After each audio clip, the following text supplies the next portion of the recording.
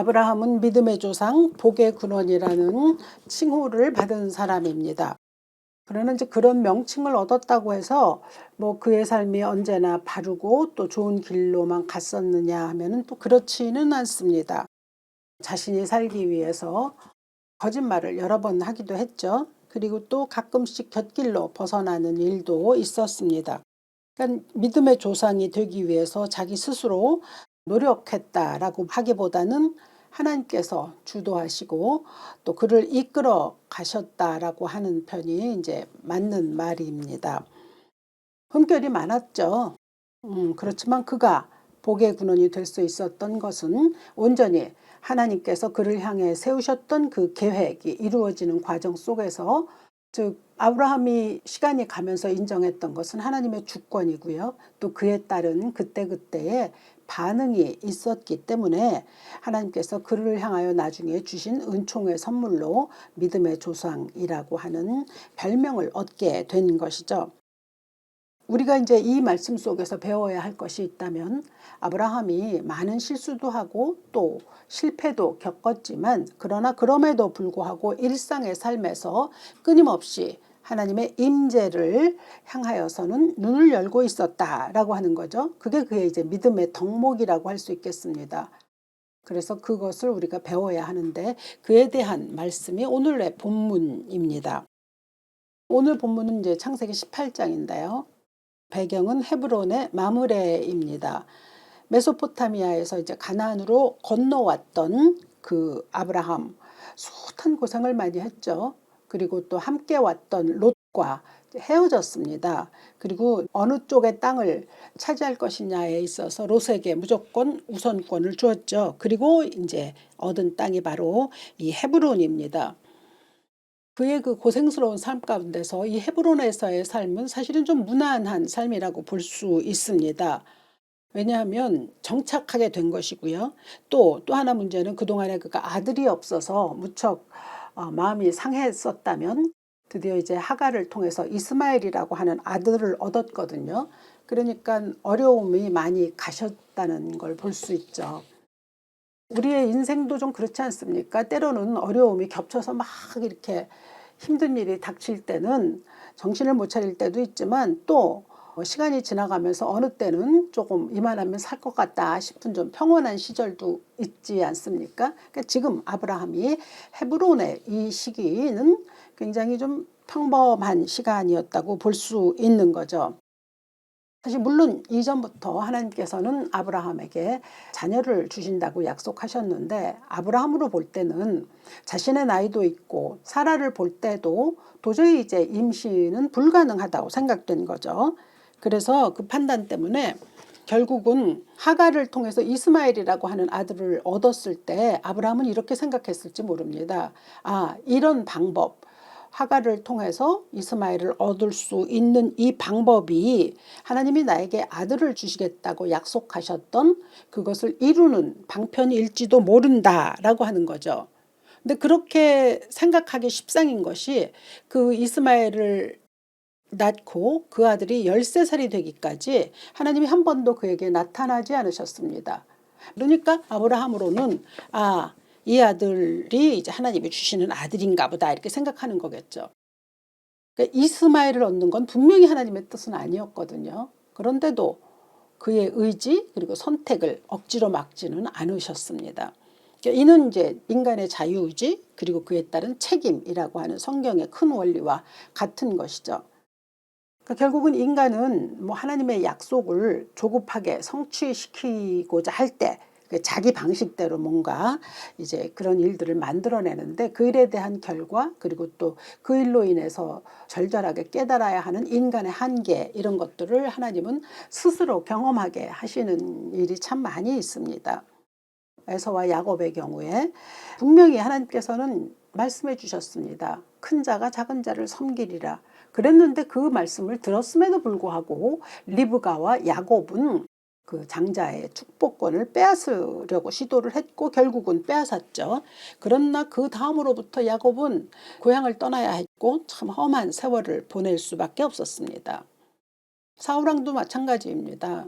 백성들이 자신의 말을 듣지 않자 마음이 조급해진 사울은 이제 사무엘 선지자를 찾아갔죠. 근데 이제 그때 또 사무엘 선지자는 바빴기 때문에 내가 돌아올 때까지 조금만 기다리라. 내가 와서 하나님께 번제를 드리겠다 했습니다. 그런데 이제 사울로서는 마음이 급한 거죠. 그래서 급한 나머지 자기가 번제를 드렸거든요.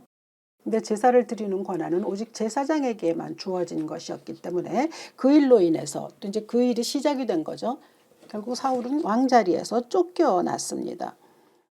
이런 거 보면은 많은 사람들이 조급함 또는 스스로의 판단을 앞세워서 하나님의 약속 또는 주어진 말씀들을 진득하게 기다리시는 대신에 인간적인 방법으로 해결하려고 하는 게 참 많죠.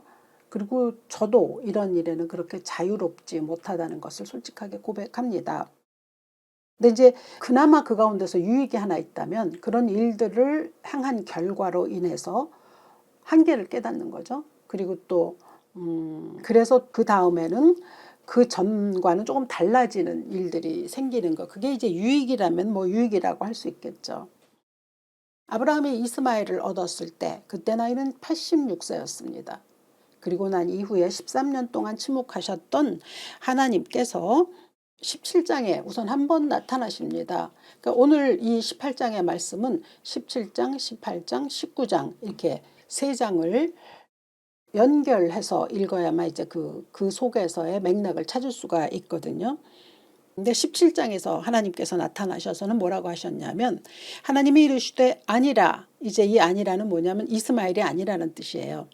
그러니까 이미 이스마엘이 13살이 됐을 때 하나님이 나타나셨을 때 아브라함이 얘기했거든요. 하나님 주신다고 하시는 아들이 그냥 이스마엘이었으면 좋겠고 이 이스마엘이나 하나님 앞에서 살기를 원합니다 하셨을 때 하나님께서 분명하게 말씀하신 거죠. 아니라 내 아내 사라가 내게 아들을 낳으리니 너는 그 이름을 이삭이라 하라.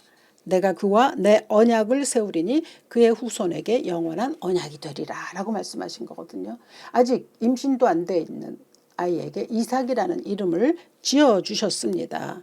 그리고 내가 너와 맺은 언약은 이삭을 통해서 이루어지는 것이고 이스마엘은 아니다 라고 말씀하셨죠. 그 얘기를 들었을 때 아브라함은 어떤 생각을 했을까 한번 생각해 보았습니다. 이게 뭐 이런 방편이 있어서 하나님의 뜻은 이렇게도 이루어질 수 있는지도 몰라 라고 시도해서 아들을 얻고 또 아무런 하나님의 또 말씀이 없었기 때문에 참 행복하게 살았다면 살았을 수도 있는데 그렇다고 해서 또 뭐 행복하고 평범한 삶에 아주 문제가 없는 건 아니잖아요. 뭐 예견할 듯이 사라와 또 이스마엘을 등에 업은 하갈의 문제가 있었죠.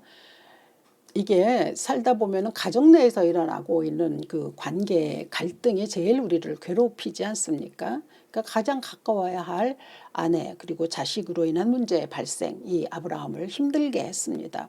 그러니까 자신이 내린 선택으로 인해서 따르는 결과, 이건 뭐 어쩔 수 없는 거죠. 그래서 그런 일들을 생각하고 있으면서 하나님이 주신다는 이삭이었는데 내가 이런 일들을 행했구나 아마 그렇게 생각했을 거라고 생각합니다. 그런데 이제 그 나중에 하갈과 이스마엘 문제는 결국 하나님께서 개입하셔서 다 해결해 주셨습니다. 이런 것을 볼 때 인간은 사실 끊임없이 실수를 저지릅니다. 그리고 뭐 실수뿐만 아니라 때로는 뭐 잘못하고 죄를 저지르기도 하죠. 그런데 그게 우리의 실수나 개인적인 판단으로 인해서 생겨난 문제들까지도 결국은 하나님께서 들어서셔서 합력하여 선을 이루어 주신다라고 하는 것을 뭐 성경을 통해서 또 우리의 삶을 통해서 또 우리 자신의 개인의 경험을 통해서도 또 느낍니다. 그러니까 하나님이 결국은 모든 문제를 해결해 주시는구나라는 거죠. 이제 어느 책에선가 읽은 글입니다. 우리는 철길 위에 있고 하나님은 철로를 전환하는 스위치 앞에 계시다. 참 맞는 말씀인 것 같아요. 철길 위에 있다가 뭐 이리로 갈까 또 아니면 저리로 갈까 저 앞에 어떤 일이 있을지도 모르잖아요. 그런데 그 모든 것을 주관하시는 일은 여호와시다라고 하는 그 말씀이죠. 그래서 이런 말씀이 참 우리에게 희망이 됩니다. 그러니까 내 잘못이 많이 있었을지라도 그래도 오늘도 희망을 잃지 않을 수 있는 일들 그리고 내가 저지른 잘못까지도 긍정적으로 바꿀 수 있는 이 힘 이거는 하나님이 끝내 우리의 삶에 개입하셔서 우리를 옳은 길로 인도하신다라고 하는 바로 그것 때문이죠. 그러니까 잘못된 결정이 있었을지라도 제대로 갈 수 있는 길로 만들어 주시는 그 하나님의 놀라우심을 우리는 경험하며 살고 있습니다. 17장에서 아브라함에게 한번 나타나신 이후에 두 번째로 나타나신 게 오늘 본문 18장입니다. 1절은 전하죠. 여호와께서 마므레에 상수리 나무들이 있는 곳에서 아브라함에게 나타나시니라. 근데 이때 이제 굉장히 신기한 것은 나그네로 보이는 세 사람이 저 앞에 도착해서 있는 건 아니잖아요. 그런데 그때 그들을 보고 아브라함이 단순한 나그네로 여기지 않냐고 하나님이 보낸 천사로 알아봤다라고 하는 점. 그게 굉장히 이제 중요한 점이기도 하고 우리가 오늘날 이 아브라함으로부터 배워야 할 일이기도 합니다. 근데 그 아브라함이 그들을 천사로 인식했다라고 하는 것은 아브라함과 그들의 대화 속에서 나타납니다. 히브리 성경을 통해서 발견할 수 있는 거죠. 2절부터 3절은 그가 그들을 보자 장막문에서 달려나가 영접하며 몸을 땅에 굽혀 이르되 내 주여 내가 주께 은혜를 입었사오면 원하건대 종을 떠나 지나가지 마시옵고 라고 기록하거든요. 근데 여기서 땅에 굽혔다라고 하는 건 히브리어 번역으로 보자면 그들에게 절하며 경배했다는 뜻입니다. 그러니까 하나님께 경배하는 그 태도를 보였다는 거죠. 그리고 또 한 가지는 그들을 향해서 주라고 호칭했거든요. 이거 히브리어로 아도나이, 즉 하나님을 칭하는 말입니다. 그러니까 아브라함은 이들을 하나님의 임재로, 하나님이 보내신 하나님의 천사로 인식했다라고 하는 것을 드러내는 거죠. 이제 이 창세기 18장에 아브라함이 이 사람들을 대접했다는 것을 뭐 히브리서에도 있듯이 부지중에 천사를 대접했다 뭐 이런 말처럼 우리가 사람들을 공괴함으로 인하여 받는 축복이 있다는 그러한 말씀으로도 얘기를 하거든요. 그럼요. 우리가 살면서 누구든 나그네든 뭐 또 소외된 자든 어려운 자들을 도와주고 또 그들을 공괴를 하는 거 그거 굉장히 하나님이 원하시는 일이기는 하지만 그러나 오늘 이 본문은 다른 해석이 있다고 할 수 있습니다. 하나님께서 이 아브라함에게 천사를 보낸 이유는 확실하죠. 이삭에 대한 말씀을 또다시 재확인시키시기 위해서입니다. 10절을 보면 그가 이르시되 내년 이맘때 내가 반드시 내게로 돌아오리니 내 안에 사라에게 아들이 있으리라 하시니 사라가 그 뒤 장막문에서 들었더라. 이미 17장에서 하나님이 말씀하셨어요. 그랬는데 그 다음 18장에서 또 말씀을 주셨다는 거예요. 그러니까 아직 태어나지도 않은 아이를 향하여 이삭이라고 이름하면서 말씀하셨잖아요. 근데 그 일이 17장에서 있었던 그 여호와의 말씀이 아브라함의 심중에는 남아 있었을 것이 분명합니다. 그잖아요. 13년 동안 하나님은 침묵하셨고 자기는 자기 나름대로 자기의 후손을 이을 이스마엘을 마련했고 그리고 살아가고 있는데 13년 뒤에 하나님이 나타나셔서 아니야 이삭이야 라고 말씀하셨기 때문에 그 마음에 계속 그게 이제 뭐랄까 남아 있었을 거라고 생각을 합니다. 그랬기 때문에 그 다음에 18장에서 여호와의 사자가 나타났을 때는 금방 뭐랄까 알아보는 것이 쉬웠을 거라 이렇게 생각합니다. 그러니까 왜 우리도 그런 거 있잖아요. 끊임없이 내가 하나님과의 관계에 대해서 생각하고 묵상하고 또 그 관계를 가지려고 노력하고 그럴 때는 무슨 일이든지 대부분 하나님이 나에게 주시는 말씀으로 조명됩니다. 그런 거 많이들 경험하실 겁니다. 그래서 이제 금방 그들이 하나님께서 보낸 사자인 걸 알고 격진히 대접했죠. 그리고 그 다음에 그 사람들이 한 말이 10절이죠. 그가 이르시되 내년 이맘때 내가 반드시 내게로 돌아오리니 내 안에 사라에게 아들이 있으리라 하시니 사라가 그 뒤 장막문에서 들었더라. 그러니까 17장에서는 이삭이라고 하는 아들을 주실 거라고 했고 18장엔 여호와의 사자를 통해서 아들을 주실 거라고 했는데 이때도 아브라함도 그렇고 사라도 그렇고 분명하게 믿지는 못했습니다. 그러니까 이런 걸 보면 그가 믿음의 조상이기도 하고 또 복의 근원이기도 하지만 그도 역시 참 불신앙을 많이 가지고 있었구나라는 걸 볼 수 있거든요. 오직하면 하나님께서 말씀하셨습니다. 그가 계속 이렇게 주장하자 여호와께 능치 못한 일이 있겠느냐. 그 유명한 말씀을 하시거든요. 오늘 18장에서. 그럼요. 하나님께 능하시 못한 일이 있겠느냐. 하나님 불가능은 없다라고 하시는 말씀이죠. 그리고 이 말씀을 또 강력하게 증명해 주는 말씀이 창세기 21장에 보면 등장합니다. 여호와께서 말씀하신 대로 사라를 돌보셨고 여호와께서 말씀하신 대로 사라에게 행하셨으므로 사라가 임신하고 하나님이 말씀하신 시기가 되어 노년의 아브라함에게 아들을 낳으니. 이 짧은 본문 속에 여호와께서 말씀하신 대로가 3번이나 등장하거든요. 강조하는 겁니다. 하나님이 계획하시고 하나님이 행하신다고 말씀하셨으면 그것은 그대로 이루어진다라고 하는 거죠.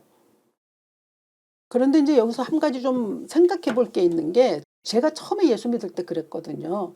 뭐 아브라함은 믿음의 조상이라고 복의 근원이라고 하니까 저와는 좀 전혀 다른 사람으로 생각을 했습니다. 그리고 이제 아브라함에게 나타나셨다, 뭐 여호와의 사자가 임했다, 이런 말씀을 많이 들으면 오늘날 현대 그리스도인들에게는 뭐 이렇게 여호와의 사자가 나타나서 직접 음성을 들려주시거나 또 우리에게 이렇게 초자연적인 방법으로 찾아오거나 이런 건 사실 잘 없잖아요. 그렇기 때문에 이 아브라함과의 하나님과의 관계, 그리고 나와 하나님과의 관계에 있어서 조금 달리 해석하는 게 있었다는 말이죠. 그러니까 아브라함은 직접적인 하나님의 선택과 특별한 계시를 통해서 비춰지는 인물로 그려진다는 거죠. 그러니까 나와 아브라함 사이엔 굉장히 거리가 있다라고 생각을 처음에 참 많이 했었습니다.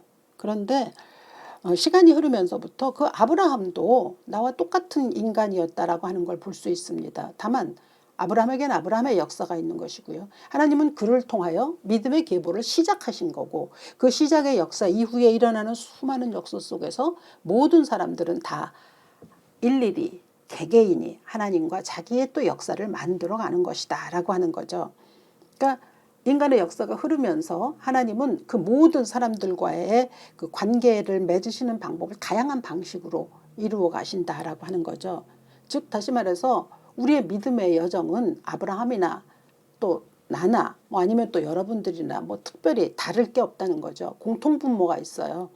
그 뭐냐면 우리의 여정은 본질적으로 같다는 거죠. 하나님의 부르심을 입어 시작이 된다. 그리고 그 하나님의 부르심을 입어 우리가 살아가고 있는 우리의 모든 인생 여정 속에는 하나님의 약속이 있다. 그리고 우리는 그 약속을 기다리며 산다. 그 약속을 기다리다 보니 참 수많은 인내를 가져야 하고, 또 때로는 그것이 뒷받침되지 못하기 때문에 실수도 하고 실패도 하고 또 뭐 죄를 저지르기도 하고 하는 일들이 우리의 삶에 그대로 있다라고 하는 거죠.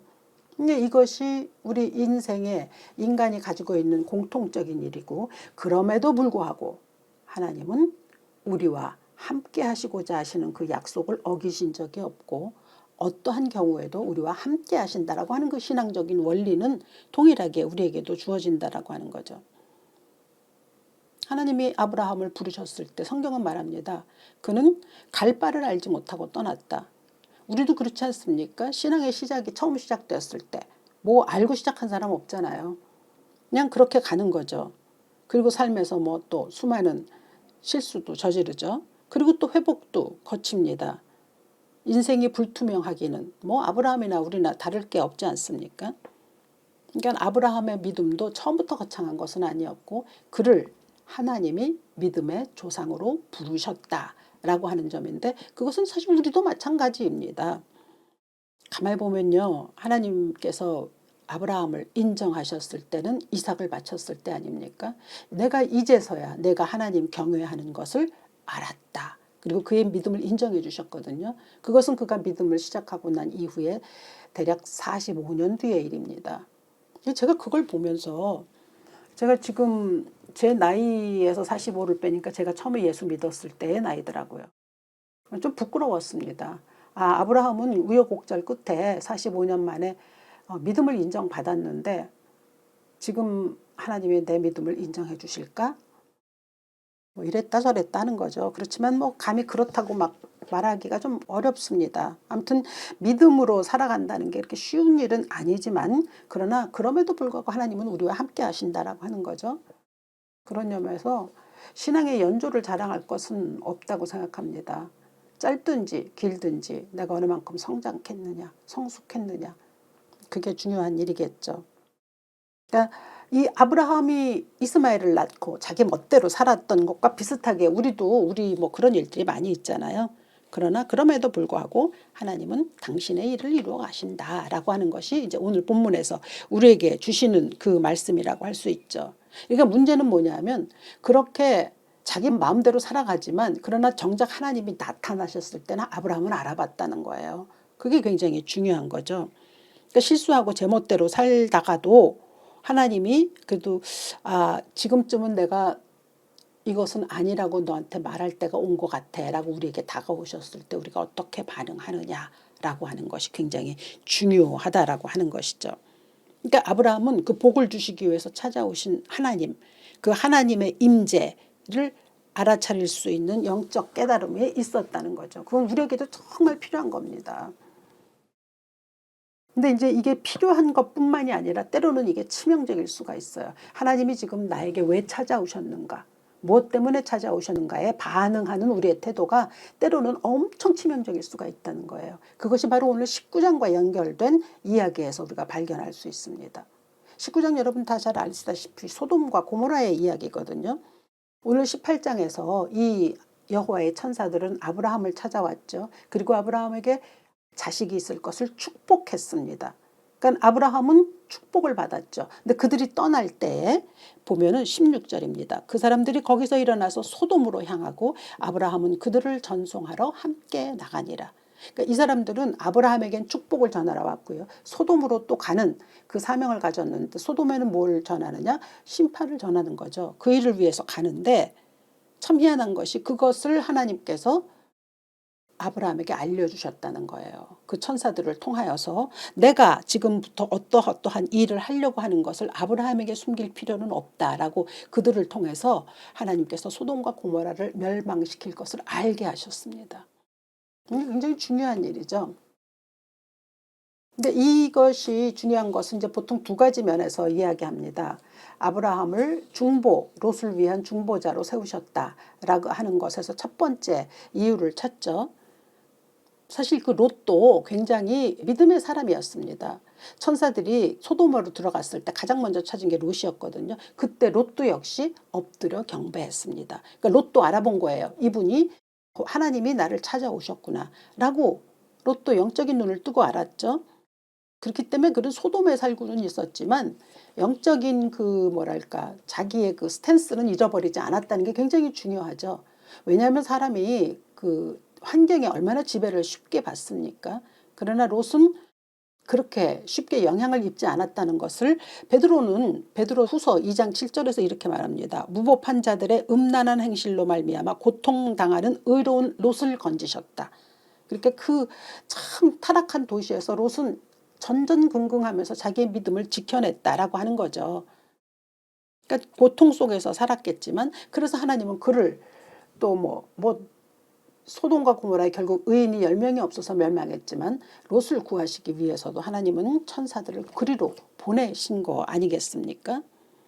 근데 그 천사가 그곳에 갔을 때 롯만 알아보았지 모든 사람들이 그 사람이 여호와의 사자라는 것을 알아보지 못했어요. 그리고 굉장히 입으로는 차마 말할 수 없는 나쁜 짓들 그리고 폭행을 가했죠.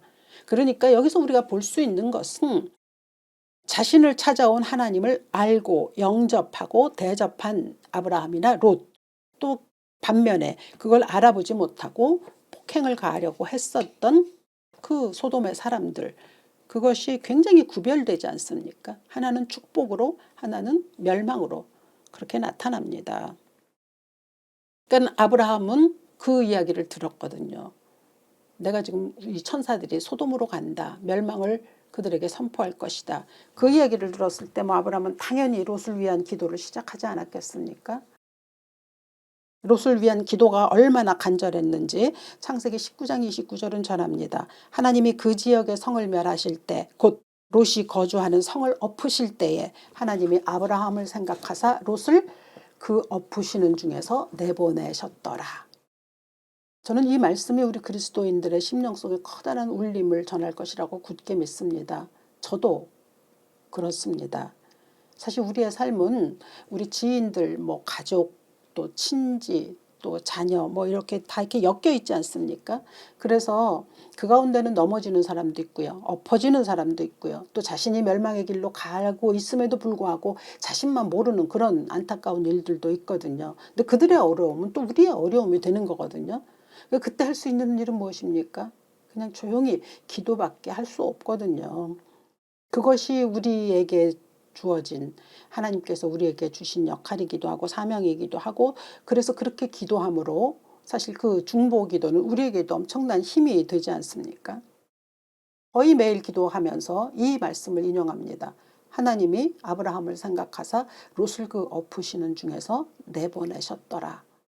그래서 우리의 마음 아픈 어떤 그 무거운 짐 같은 것들 또 그리고 우리에게 일어나고 있는 일들에 향하여서 그렇게 기도를 합니다. 누군가를 향하여 답답하고 속상한 일이 있다면 이 말씀을 인용하며 기도하실 수 있기를 권면드립니다. 그러면 하나님께서 분명히 말씀으로 기도하는 건 힘이 있거든요. 하나님이 아브라함을 생각하사 롯을 그 엎으시는 중에서 내보내셨더라. 이 말씀이 여러분들에게도 참 큰 위로가 되기를 바랍니다. 그래서 이제 아브라함은 중보자의 역할을 감당하잖아요. 근데 그것뿐만 아니라 중보 기도자의 역할뿐만 아니라 믿음의 조상으로서의 사명을 감당하기 위해서 소돔과 고모라의 멸망을 알려주셨다라고도 볼 수 있습니다. 그러니까 즉 하나님이 약속하신 것은 꼭 지키신다. 또 인간의 불신과 죄, 타락에 대해서는 엄격하게 심판하신다라고 하는 것을 알려주시기 위함이죠. 그러니까 소돔이 멸망하는 것을 아브라함이 알았을 때 아브라함은 아마도 자자손손 그것을 이야기하지 않았겠습니까? 우리가 하나님 앞에 불의하게 있을 때는 심판을 받는다. 그게 하나님의 원칙이다. 하나님의 나라는 의로움에 기초한다라고 하는 것을 알게 하셔서 그의 자손을 향하여서 그 말씀이 이어갈 수 있도록 하시기 위해서 소돔의 멸망을 그에게 알게 하신 거죠. 이미 아브라함에게 말씀하셨잖아요. 땅의 모든 족속이 너로 말미암아 복을 얻을 것이라. 이것이 뭐 아브라함에게만 주신 말씀입니까? 우리에게도 동일합니다. 우리도 믿음의 조상인 거예요. 우리의 자녀들에게는. 그리고 우리가 또 복의 근원이 되어야 할 사명과 책임이 있는 거죠. 그러니까 그렇다면 우리도 이 아브라함처럼 하나님이 어떤 분이신지 악에 대해서는 어떻게 심판하시는지에 대해서는 나 스스로도 알고 있을 뿐만 아니라 그것을 나를 통해서 이루어지고 있는 내 역사를 통해서도 전달이 될 수 있어야 한다는 것이겠죠. 믿음의 시초에 부르심을 입은 아브라함, 하나님께서 그를 훈련시키셨습니다. 그리고 믿음의 조상이고 복의 근원이 되게 하셨습니다. 우리 역시 하나님이 또 때를 따라 우리를 부르셨습니다. 그래서 우리도 우리가 살아가고 있는 이 역사 속에서 믿음의 조상 또 복의 근원이 될 수 있도록 우리를 축복하셨습니다. 믿음의 사람으로 부르셨습니다. 그러니까 아브라함을 향해 허락하셨던 당신의 계획이 있듯이 또한 우리를 향해서도 분명히 구체적이고 복된 계획이 있으실 겁니다.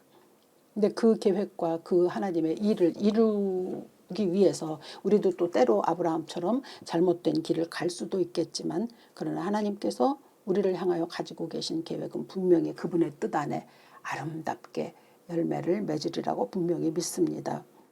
그래서 바라기는 아브라함이 이스마엘을 자기의 뭐 인위적인 방법으로 만들어냈잖아요. 그래서 우리는 되도록이면 그런 일, 우리가 만들어낸 이스마엘이 없기를 바랍니다. 내 마음대로 조급하게 행동함으로 또 그것이 다른 사람에게 좋지 않은 영향을 미치게 하지 않는 그러한 지혜가 또 우리에게 있기를 바랍니다. 중보자의 역할을 감당할 수 있는 그러한 아브라함에게 주셨던 그래서 우리는 또 다른 아브라함이 될 수 있기를 또 바랍니다. 그리고 하나님께서 나와 의논할 수 있는 그런 하나님의 상대자가 될 수 있는 복, 그것이 우리에게 있기를 바랍니다. 하나님이 정하시고 하나님이 계획하신 일은 분명히 이루어집니다. 그러므로 하나님께서 아브라함에게 주셨던 축복이 나에게도 있을 것이라고 믿고 오늘도 그 하나님의 임재를 그리워하며 또 그 임재를 보았을 때 하나님과 함께 교통하는 여러분들 되시기를 이 아침 주 예수의 이름으로 축원합니다. 살아계신 아버지 감사합니다.